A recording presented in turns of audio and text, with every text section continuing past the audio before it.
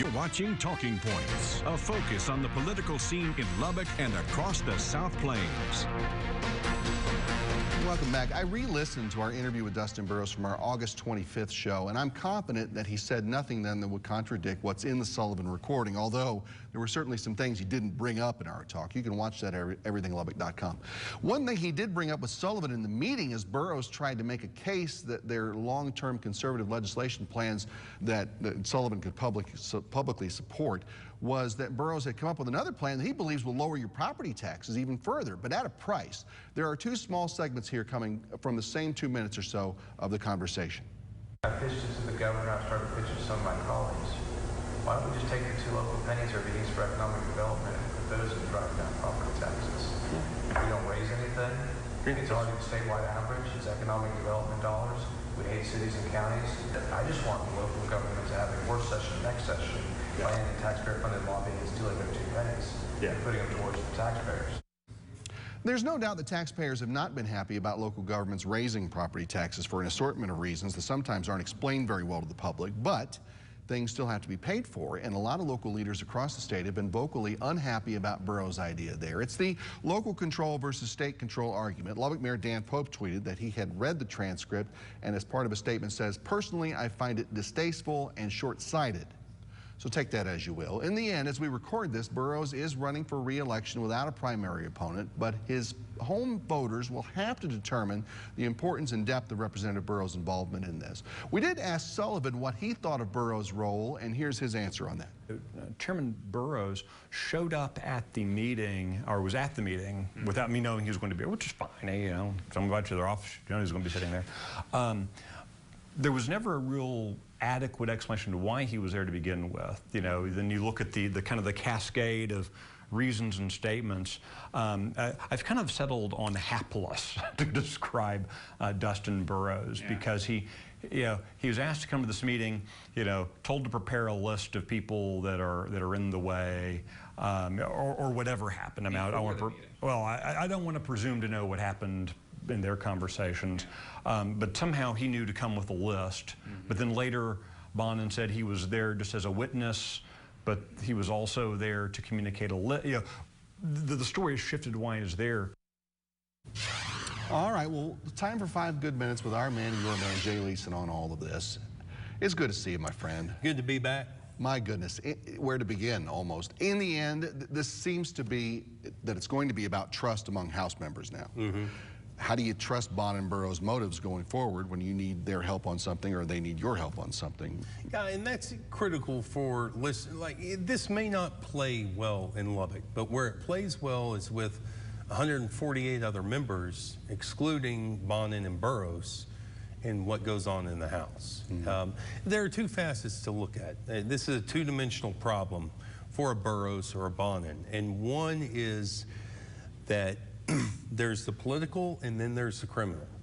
And on the criminal issue, as you just laid out, the Texas Rangers are putting together information, but they cannot prosecute. That's left to Brazoria County. And even before coming on the show, I've reached out to the Lubbock County DA's office to see if they will be involved. No comment from them as of yet whether or not they'll be involved.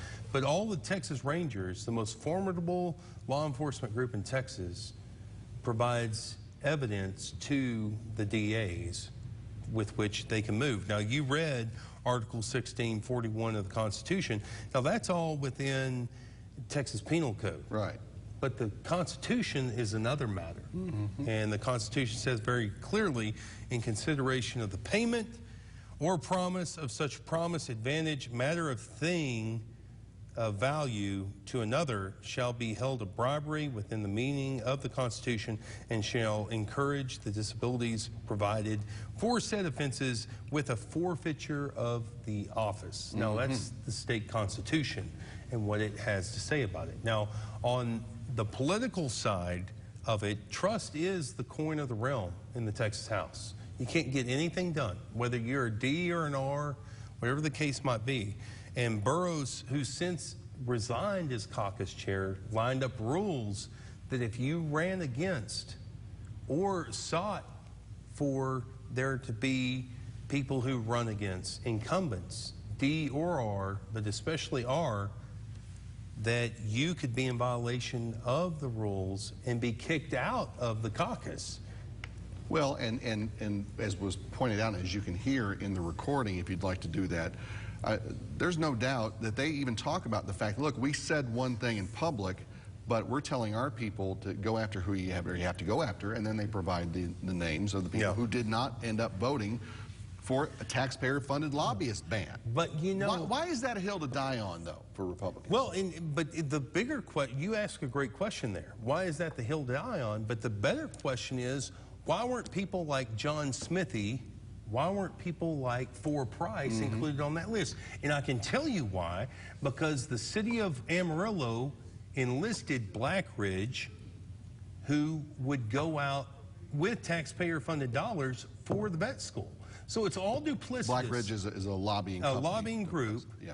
And so it's duplicitous on Burroughs' part, on the rest of the guys who are championing the vet school and acting, by the way, if I might add, like they founded Texas Tech themselves back in 1923 because they got this through. There was a lot of movement from taxpayer-funded, quote-unquote, taxpayer-funded lobbyists on that front.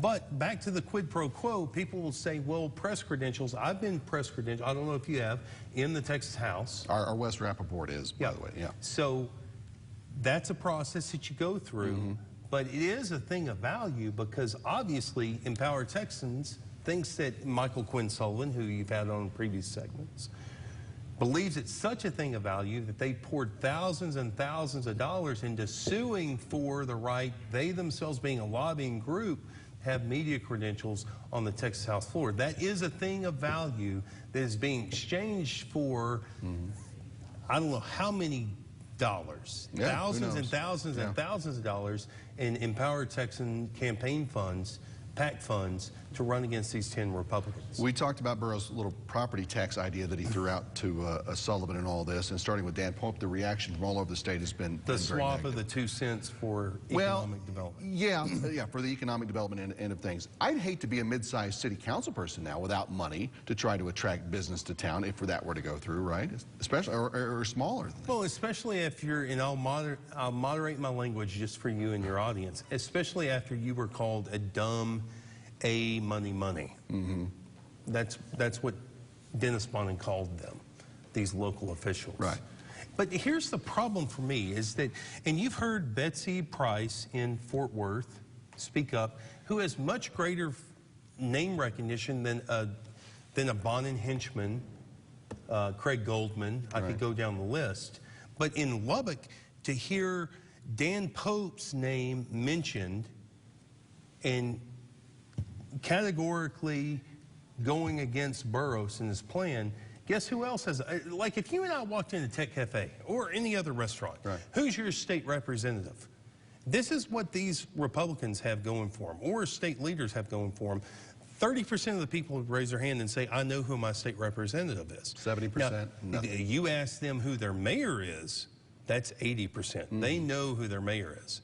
And so I was frankly surprised that the mayor, Dan Pope's statement was not stronger because he has a stronger name ID and stronger name voter solidity in Lubbock than does Burroughs. Can they claim, we're just trying to get everybody on the same page. We're doing what we have to do to have a little conservative unity heading into what may be a very difficult election season in 2020.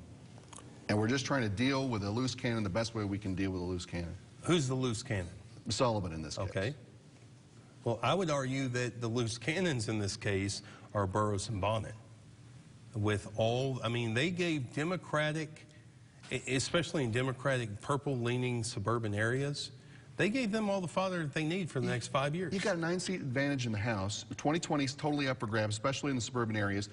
It's counterintuitive, in my mind anyway, to hand Sullivan a list of Republicans to potentially undercut, because you need every butt in every seat to deal with, and then to deal with all the rest later. Yeah. Right? Well, what Bonnen and Burroughs are arguing is that there's no room for rural Republicans in the Texas House, which Burroughs really ought to be mindful of, because 6 of his 7 counties are extremely rural.